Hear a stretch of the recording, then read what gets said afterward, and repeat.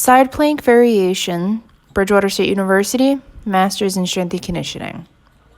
Today we're going to discuss the side plank and variations to progress this exercise to a more advanced level. The muscles predominantly used are the internal oblique, external oblique, transverse abdominis, and quadratus lumborum. Begin laying on your right side with your hips stacked on top of each other, both knees flexed to 90 degrees and your forearm flat on the floor. Make sure your elbow is in line with your shoulder resting on the floor. Concentrically use your internal and external oblique on the right side, quadratus lumborum, and isometrically contract your transverse abdominis to raise your hips off the floor so your body is in a straight line. Keep your head and eyes forward. This movement will activate other muscles to assist with stabilization during the exercise, such as hip adductors and your gluteus muscles. Eccentrically lower your hips to the floor and switch sides. Next, progress to a legs fully extended position.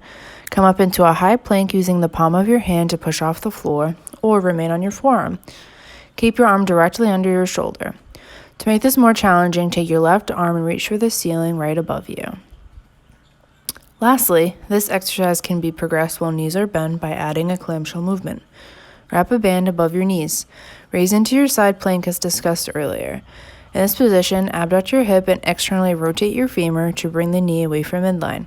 The further your knee comes away from your midline, the more resistance you'll have. This activates your gluteus medius on the left side of your body to stabilize your hip from dropping, as well as concentrically and eccentrically on the right side as you perform the movement. Keep in mind, through all these progressions, it's important to keep your hips stacked on top of each other with a straight body, avoiding rotating your body. Keep your elbow and hand in line with your shoulder. Have a neutral head posture and keep the eyes forward unless you want to look at your arm for the last progression we discussed. Isometrically contract your abdominals to maintain a neutral pelvis and flat back. Lastly, have fun and give these variations a shot, and remember, always perform on the other side.